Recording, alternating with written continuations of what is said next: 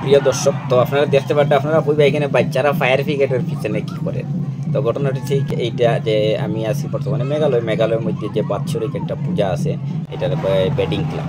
Bedding ক্লাবটা বছরে একবার পূজা, যেরকম আমরা পূজা হয়, যেমন দুর্গা পূজা আমরা যে বেশ উৎসব বাঙালির, তো তারা ওই রকম যারা খাসিয়া মানুষের মধ্যে, হিন্দুরার মধ্যে একটা বেডিং ক্লাব যেটা হয়, এটা মানে তারা মানে শ্রেষ্ঠ উৎসব।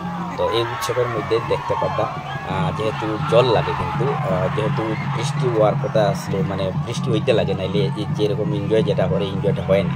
তো কোনো কারণবশত হয়তো বৃষ্টি নাই, প্রত্যেক বছর আমি দেখছি মানে বৃষ্টি হয়, তো এই বছর মানে বৃষ্টি নাই, এর লাগিয়া ফায়ার ব্রিগেড ব্যবস্থা করা হয়েছে যে ফায়ার ব্রিগেড থেকে উপর থেকে জলটা ছিটাইয়া দিব, তখন সবের উপরে জলগুলো পড়বো। কারণ তারা রৌদ্রের মধ্যে এই যে এখানে ডান্স করিয়া পুরা ক্লান্ত হয়ে যায়, তখন মানে যখন বৃষ্টি ফুটা পড়বো তখন শরীরটা একটু মানে ঠান্ডা হয়ে যায়, তখন খুব মজায় ডান্স করতে পারবো। আর দেখতে পারটা এখানে অনেক লোক, এখানে হাজার হাজার লোক আছে।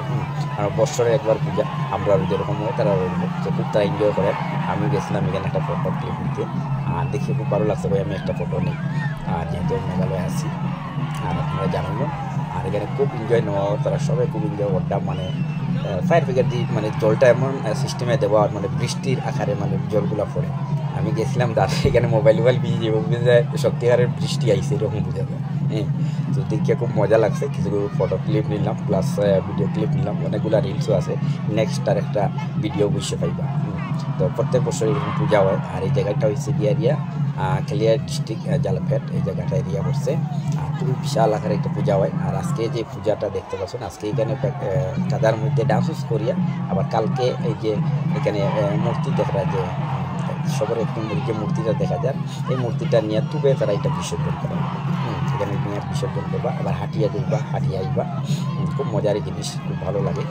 আর আপনারা ব্লগটা দেখে কেমন লাগছে অবশ্যই একটু কমেন্টে জানাইবা।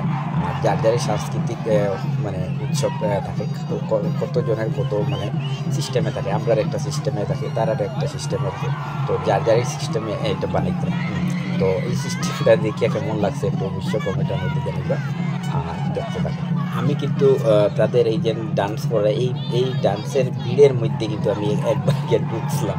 ঢোকার পরে যে লাইন দেখছি, আমার সেলফি স্টিক হাতও নিয়ে আমি মোটামুটি কিছুটা ভিডিও করছি। আর যার যে ধরনের মানে ধাক্কি দেখলাম, আর ওই যদি কোনো কারণবশত, এইটা তো বিশেষ করে খাদার মধ্যে নাচানাচি হয়, কোনো কারণবশত যদি এখানে স্লিপ করে, তাইলে মানে সবের পায়ের নিচে যেন পড়ি, আর মানে কেউ কারের খুঁজে পাইতে না। আমি তাড়াতাড়ি পড়িয়া বাইরে হয়ে গেছি, বাইরে হইয়া দেখলাম বাদ বাকিটা। আর আপনারা কেমন লাগছে একটু অবশ্যই জানান।